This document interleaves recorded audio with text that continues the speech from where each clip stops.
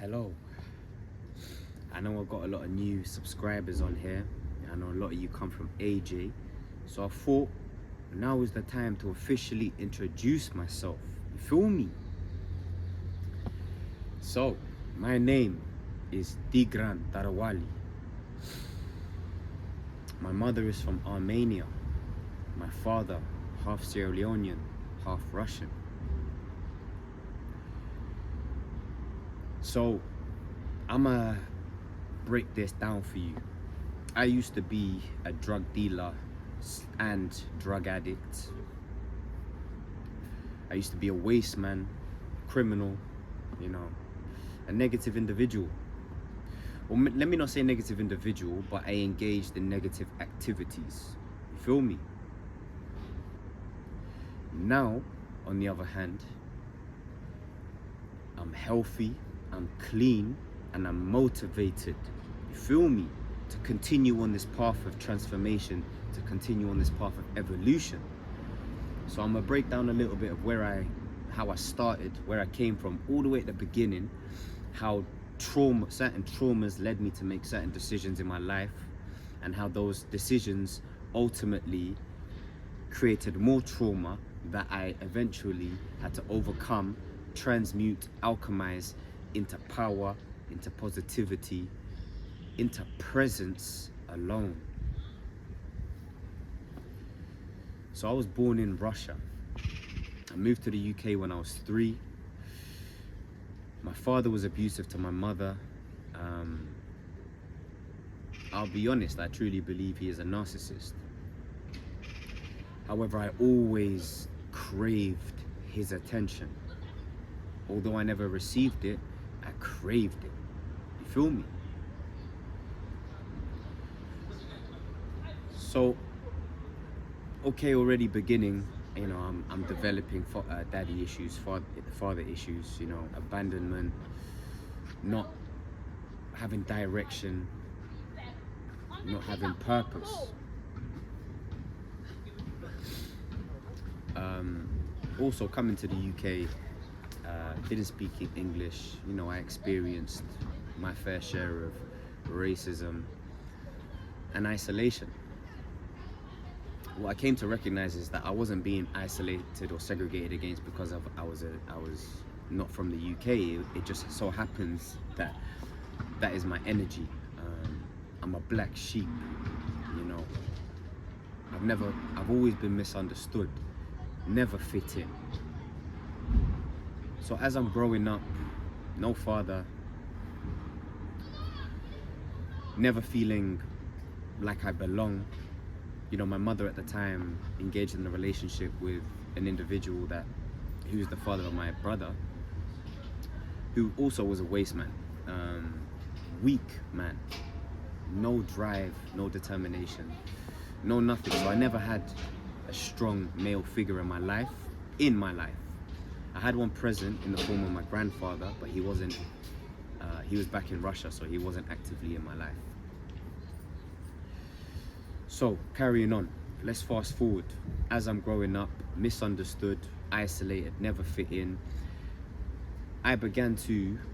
due to this, I began to dissociate from who I truly was in order for me to fit in to the collective.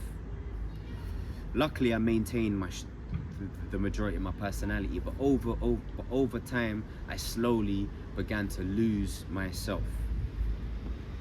And being a black sheep, being authentic, being me, standing out, I used to, get in trouble because when an individual has a presence that doesn't conform, immediately, I get put into the naughty category. So growing up, I kind of was associated with naughtiness. Although I wasn't naughty, anytime you don't conform, you get put into that bracket. And so as I get older, I begin to assume that I'm just a naughty kid. You feel me? Not the fact that I've got too much energy and I don't know how to harness it, and actually I've just got a little bit more personality than other people, so you know, I'm not naughty. I'm just a little bit mismanaged in my energy. I, of course, start to associate with being naughty. I start to, over time, actually become naughty. So at 14, I started smoking weed. And when it came to school, I was never like the bad kid. I would, just, get in trouble for being disruptive or whatnot. I got suspended a couple times, nothing too serious. Yeah, nothing. I was never like I was never like the bad egg, feel me? Of course, once I hit around 16 or 15, I start selling weed now. And then slowly, I'm selling other stuff. I'm selling Molly, like MDMA. I'm selling anything I can really get my hands on. And that over time begins to evolve to cocaine. Now before this, I remember I watched a friend of mine get robbed. Some guys just, snatched his pack off him and ran away. And I remember thinking at the time, bruh, and almost out of fear, I began to behave in that manner too. So now I'm actually starting to do negative things. I'm starting to think in treacherous and deceitful ways. So I'm slowly becoming, a negative individual. Now, of course, fighting, doing drugs, selling drugs, taking, from other people. I mean, that's a recipe for that's a recipe for a disaster, bro. Do you know what I'm trying to say? And that's essentially what happened. At 19, I was remanded into custody. And up until that point, I was selling coke and I was doing coke. And I was doing it quite excessively. And it got to a point where I was doing more than I was selling. I remember at 18, I made a promise to myself I wasn't gonna take cocaine until 18 because I knew that I was going to enjoy it. So I was just selling it at the time, and I was doing okay for a fucking 17-year-old. Nothing crazy. At the same time, I'm very irresponsible, couldn't manage my money, was spending, it was just I was kind of supporting my habits, essentially. Then, of course, I hit 18, a couple months went by, I started to take cocaine now, as well as selling.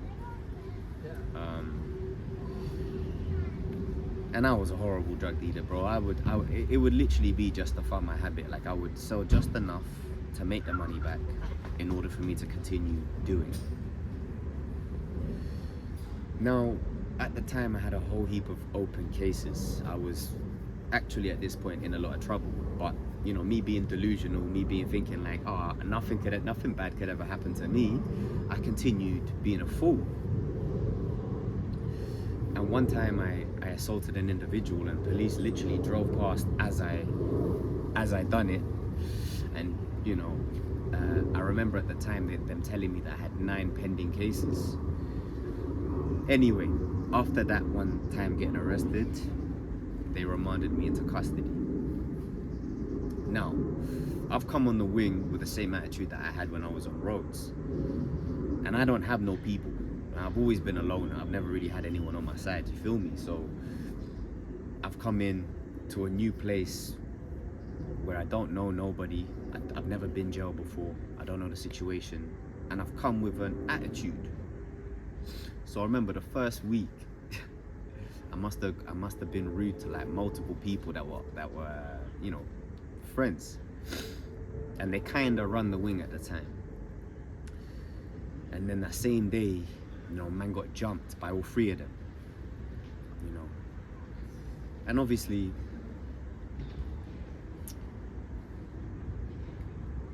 at the time, looking in hindsight, I needed that. Because I didn't know how to behave. I didn't know how to talk, bro. I didn't know how to present myself. And that kind of tough love, let's say, straightened me out a little bit. It taught me how to put myself forward and the kind of situations and how to navigate certain situations. Don't get me wrong, I didn't learn any lessons from being in jail. I came out on the same fuckery. However, it did initiate the beginning of a slow progression. You feel me? So after 4 months, I got out. God bless my mother. She supported me the whole way. She provided my solicitors, and I was able to get out on tag. However, I jumped back into the same crowd. And it's funny because that same crowd, or my closest friend at the time, was the same person that snitched on me that got me in jail. And I came back, and the thing is, my solicitors told me that he snitched on me, but I came back out and I still started chilling. Because I've been around treachery, I've been around jealousy, I've never fit in. I just thought this kind of behavior was normal. You get it? So these times when I'm receiving it from my man, I'm like, oh, but I get it less from him, so he's cool. I had that little respect for myself that I couldn't understand that it's better to be alone. But still, jump back out, doing the same shit, partying, selling drugs. These times I'm on tag and I can't even leave the perimeter of my mom's crib. So I'm like, there's only so much I lived in the sticks, innit? I spent the majority of my time in Norwich. My teenage years was in Norwich. When I first moved to the UK, I moved to London, then we moved up north to Burnley, then we moved to Great Yarmouth, and then we moved to Norwich. You feel me? So I'm in Norwich, right? I'm kind of in the sticks. It's very difficult for me to like go out and like be able to sell. So I'm now essentially just doing my own supply. Cool. I actually begin to sense that this is a little bit of a problem. So I tried to slowly make some movements. I applied to go back to college, all of this kind of stuff, but I still had cases that were awaiting trial. Look, fast forward a bit, I bust all my serious cases. I get convicted for supplying marijuana, and I get a 2-year suspended sentence for that, and I get time served for the assault. You get me? Now, my mother got an opportunity to work and move to Australia. Obviously, being in the trouble that I was, I thought, not everyone gets lucky where they're able to, get an opportunity so easily to go to another country and experience life and work and such. So I took it. Thinking that I was going to clean up a little bit. I did somewhat, but I didn't. I continued to party like an animal, and I continued to fight. I continued to do and engage in negative activities. I didn't really take advantage of, like, as I would now, the nature and the culture. I was still doing that 3D matrix shit where I'm drinking, trying to get women and trying to do this, trying to do that. I got this ego where I'm, when people disrespect me, I'm trying to fight them and all of this kind of shit. You feel me? Some baby boy shit. You feel me? So of course, now, fast forward 17 months. One good thing that I gained from Australia was I began to be consistent with a gym routine, which, no cap, changed my life, bro. Taught me discipline, and that then, domino affected onto a lot of other things, but we'll get onto that. So I come back now. These times I'm not selling no more, but I'm still taking drugs. But at the same time, I'm still staying consistent with I'm going to the gym 5 days a week. I'm looking for work. I'm actually trying to move forward in my life now. So I leave Norwich again. I move back to London, pattern a job, still doing the same shit, still chasing women, still chasing drugs, still chasing pleasure. And my addictions weren't necessarily a specific vice, it was pleasure in general, whether that be women, money, cocaine, alcohol, whatever it is. If it gives me pleasure, I want it. And that's the kind of life that is yielded from an individual with no purpose. When you lack purpose, you seek immediate gratification because there's nothing that's fulfilling within you. So when you're empty, you want to be full, but you want to be full quick. So you want something immediate. And that's what leads to external vices or external gratification. And that's the kind of life that I was in. So I'm working, I'm going gym, I'm partying, I'm chasing women, I'm getting girls, I'm doing all this like teenage fucking, I'm like 23 at this point, and I'm like still behaving like a child. I went jail when I was 19. Yeah, so it's been 4 years. It's been 4 years now. Not that much progression has been made. Then COVID happens. Cool. You know, I'm living in London. I'm like, I'm gonna move back with my mum in Norwich car. I'll save money on rent. Move back, and then I'll move back to London when we open back up again. So I move back to Norwich. I start selling drugs. I start selling drugs again. These times I'm selling quick, but I'm taking quick. You feel me? Man, I was a horrible drug dealer, bro. I could have, if my intention wasn't just pleasure, I would have really made some dough. But at the same time, that would have yielded a different lifestyle, and you know, so I'm grateful for all of my experiences. Anyway, now so I'm selling, but I'm taking. And these times I'm not doing lines smaller than this. Like, that's to start me off as well. And it's like four days a week, 5 days a week, just fucking super toxic, super fucked, crazy. Anyway, I'm like, cool, I need to cut out, bro. So I moved back to London. I stopped selling coke. I'm still partying, but I'm starting to get back into a routine again. You get me? Now we speed up a little bit. I re-enroll into college to do an access course to study pharmacology at university. In that time, I was super consistent with my, like, minimum 5 days a week at the gym. I'm eating well. I'm still partying, which kind of negates it, but I'm eating well. Well, at the time, what I thought was eating well, I was eating well. Now I know, you know, that's still not eating well, but at the time, that's what I thought. I'm looking okay. I'm looking good, you know. Yeah, so things are, I guess, moving. And another best friend of mine. So one of them snitched on me. The other one, you're about to see what he done. So this guy moves in with me. I'm renting a room at a time, and he gets a job in London. So he moves from Dubai. He comes and he's living in this room. We're sleeping in the same bed. Obviously, he's on the same shit I'm on. We're just partying, chatting shit the whole time. You know how it is. Then obviously during Corona times, the real estate market was low, so we were able to rent a 2-bedroom apartment for a decent price. Now looking back, the place was built like shit, so it was actually worth the value, but they marked down the price. So we move in there. I mean, you know, two fucking young guys. I mean, we're getting women, we're fucking, I mean, we're literally fucking. Not me and him, but girls, you know. And I remember I had this one girl come, and she brought her friends, and I was doing a thing with her at the time, and she must have posted us on her story. Now, this is where the mother of my child comes into the picture. The mother of my child. I'm not going to say no names, obviously. But the mother of my child must have replied to this girl's story.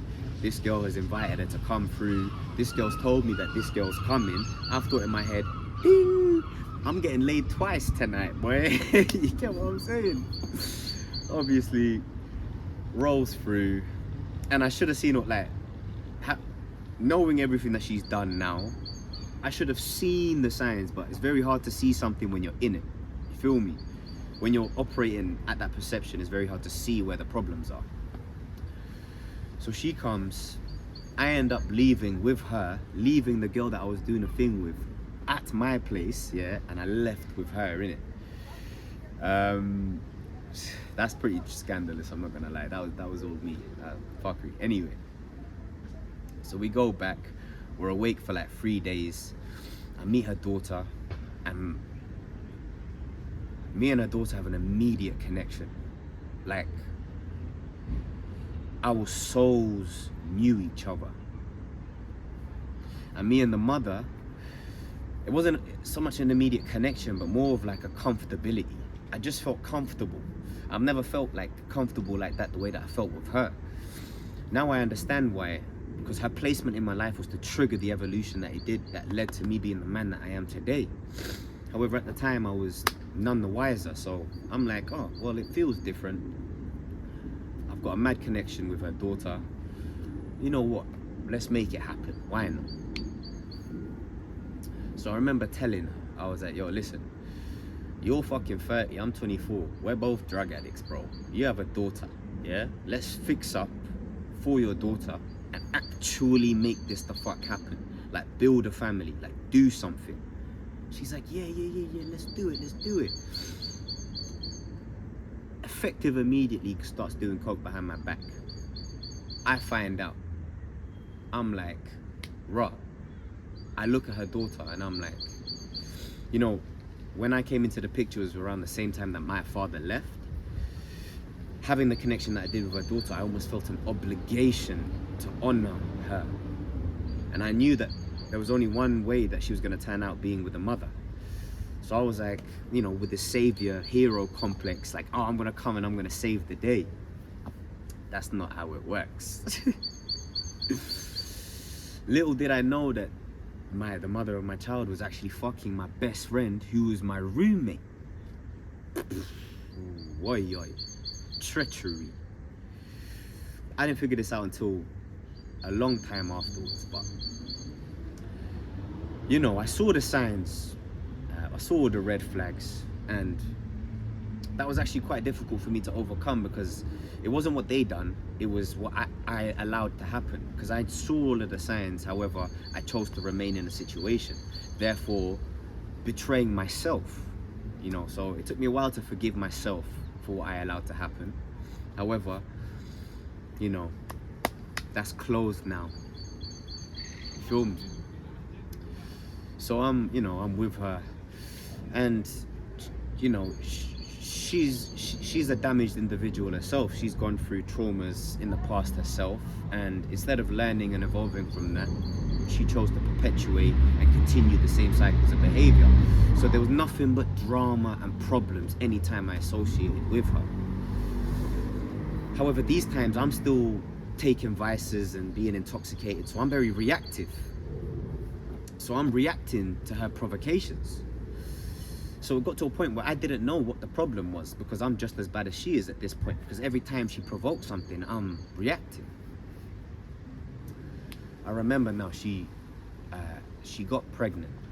Yeah. At the time I was at university, and at the time I was waiting to start university, and I was doing a construction job, you know, through agency. So I'm on site.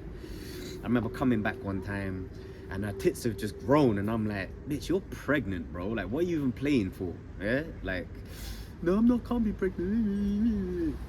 Yeah, right. Got a pregnancy test. She was pregnant, bro. So I'm like, oh shit, like this is my time now, you get me? Like, my baby's coming in. However, I hadn't grown up yet. I still had some more mistakes that I was willing to make before I could fucking fix up, you feel me? So I was still engaging in vices. Not so much coke, but every now and then, mainly alcohol. And alcohol don't work well with me, bro. You get me? Like, as it is. So being around somebody that feeds off of drama, it don't work too tough. It got better though, until it got worse. It got better And then I remember she was 5 months pregnant, and this was the real trigger of my change. I started to drink, and I must have reacted to something that she said, but I reacted in such a shameful manner. You know, somebody broke into our car at the time, so we had a broken window. I kicked her out of my place, 5 months pregnant, and made her drive home. Even to this day, after everything that she's done, I still can't, there's still a side of me that just wants to slap the shit out of myself, like, bro, how could you do that? As I said, my mother suffered abuse, and it almost seemed as though I was about to follow in that pattern. Hell no. I looked in the mirror and I was disgusted. I was like, who the fuck have you become? That's never who you thought you would be. What? From that moment, I made a commitment. I knew deep down the steps that I needed to take. I needed to exercise every day. Me, I've got ADHD, so if I don't use my energy in a positive way, it goes negative immediately. So I knew I had to exercise every day. I'd been seeing stuff about meditation, and I'd been seeing stuff about reading 10 pages a day. So those 3 things, meditation, exercise, and reading, I have now done every day for 2.5 years, and I will do for the rest of my life. So that was the commitment I made. However, at the time, obviously my son was coming close, and I weren't really making no money doing like this. I had this parcel delivery job at the time where I was on this bike, doing deliveries. So I had to jump back on the trapping thing. These times, though, I'm in with the albos, yeah, like the Albanian mafia and them things there. But like, no joke though, innit? And obviously, so I'm making a little money. I'm now getting all of the necessary things that we need for our child. At the same time, I stopped drinking, and I'm fully dedicated to myself. As I'm growing and evolving, I'm realizing that, oh shit, Tico, the problems are still arising. Then I realized, you were never the problem. Yeah, you were a problem, but you weren't the problem. And I'm starting to see that myself and the mother of my child are extremely incompatible. The only thing that made us compatible was the trauma and the drugs. So I'm slowly now coming to my senses and beginning to, separate from the mother of my child. At the same time, I'm elevating, I'm becoming empowered, and I'm starting to preach. Now my son is born, yeah, and I'm going to talk about the situation in the hospital because it's relevant to the story and where it took me now. Listen, when it comes to my family, bro, ain't no one can play with me, bro. Yeah, I know what the fuck I'm doing. I'm a man, yeah, I take care of mine. I protect, I provide, and I love, yeah, the holy fucking Trinity. You feel me? So, and I'm educated.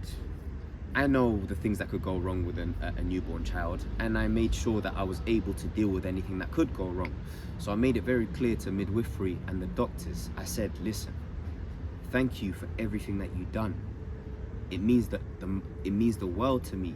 However, no disrespect, but my child, and at the time my woman, are coming home with me, where I know I can look after them.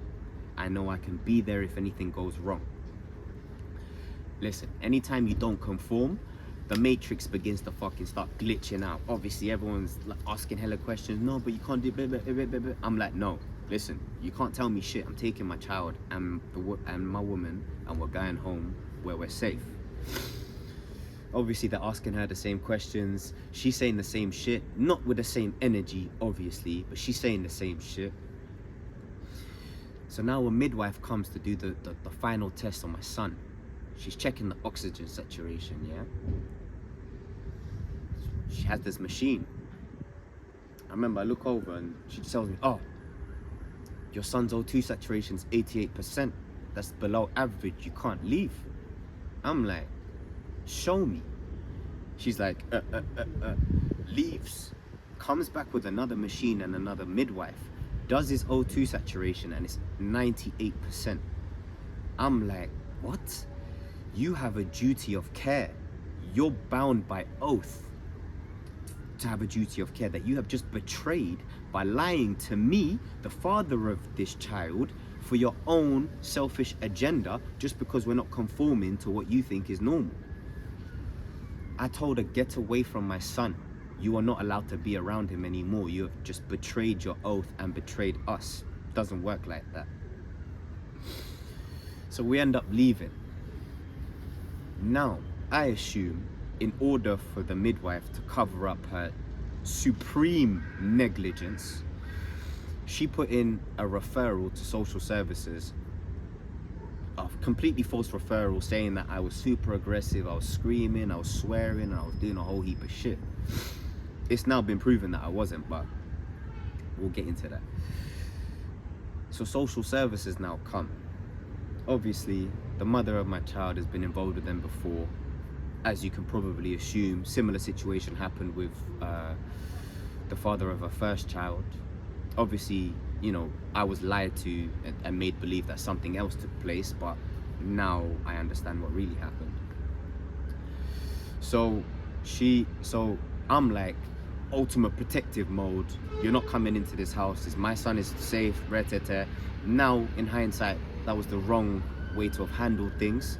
I should have just welcomed them in and showed them that this was false, and I would have been able to deal with it a lot sooner. However, with the knowledge that I had and the state of mind that I was in, that's not what took place. So social services are now like actively trying to be involved. I've broken up with the mother of my child at this point because I've realized that she really doesn't want to elevate in any way whatsoever. She just wants to stay stuck in drama, in problems, you know. And I wanted to, you know, move and be successful as a family, power couple, power family, you know, as a unit, as a team. And that just wasn't what it was. I mean, she cheated on me, bro, so she was against me the whole time, as it is. And so she used, when she realized that I was never coming back, she used the false referral and social service being involved to create a false narrative about the individual that I was. Claim that I was violent, claim that I was negative, just claimed a whole heap of stuff that I'm like, that could never be me, you know? That wasn't even me when I was at my worst, like, let alone now. And so I had to go about all of the proper procedures in order for me, and in this time she also stopped me from seeing my son, because she knew that was the only thing that was going to cause me pain. She knew how much I loved my son. She knew how my father had left and how I was never going to be that individual. And so that was her way of causing me pain. Although we could have, you know, anyway. And so I had to go about all of the proper procedures. I had to, you know, go to court. Not only did I write all of my own legal documents, but I represented myself. And in that time, I went 3 months without seeing my son. Then I went 10 months without seeing my son. Then I went 4 months without seeing my son. Then I went 1 month without seeing my son. In that time that I've just described to you, I went to court 8 times before finally they started to recognize what was taking place and officially made it court ordered that she had to make my son available at a contact center while we await a final child arrangement hearing. And, you know, that was a difficult time. The reason why I speak on it is because that was such a significant part of my transformation. Imagine the only thing on this planet I don't want to be patient for is my son. But the only thing on this planet I will be patient for is my son. I went through extreme pain and darkness.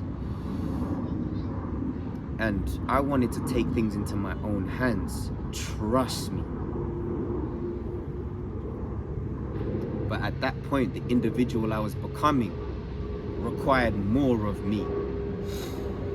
And as I was sitting there plotting, because there was a time where I was plotting, bro, I thought of the outcome. And the moment that I thought that if I do certain things, I will never be able to see my son, it was immediate composure. Immediate composure. And I continued on my path of evolution and self-development. Had I not been meditating, exercising, and reading every single day, things would have turned out so much different, so much messier, let's say. However, I didn't allow my shadow to come to light. Instead, I harnessed that and transmuted it into light. And I continued on this path. You know, I began to start life coaching. I began mentoring. And, you know, now I have consistent access to my child. I'm in marketing. I'm a mentor. I mentor I personally mentor a couple of super cool kids, super cool men and women. I'm a life coach, I'm a coach, and I'm an inspirational speaker. And my life is completely different. Now, I live in positivity. Now I live joyfully. Now I live in love. I act through love. I don't act through selfish interests. I act for others. What this whole journey taught me was that my purpose is to serve. That I went through everything that I went through in order to learn the lessons that I have so I can be of service to others. I can be the individual, the man that I am today for others. Every day I create the best version of myself. Every day I make sacrifices in order for me to be at my highest so I can give my highest to others. And I've never been happier. I'm fulfilled.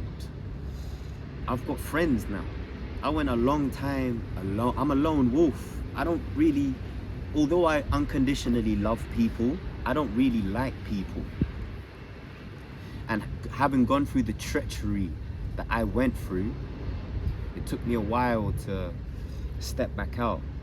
But I can officially say I have friends now, like-minded, millionaires, bro, on the same path as I am, trying to get shit. You feel me? Not just for us, for our families, for our communities, and for society. I'm in a position now where I am fully confident in the man that I am and the capabilities that I have to bring to the world. And I just want to say to anybody that is out there that's stuck, man, you can change your life. It's as simple as committing. It's as simple as saying to yourself, this is it, I'm done. It's time for a change. You feel me? So I'm sending love, my people, yeah? I'm gonna introduce myself one more time. Digran Tarawali. It's been a blessing. Thank you for sharing your time with me. Thank you for listening to me. And there's much more to come. Big love.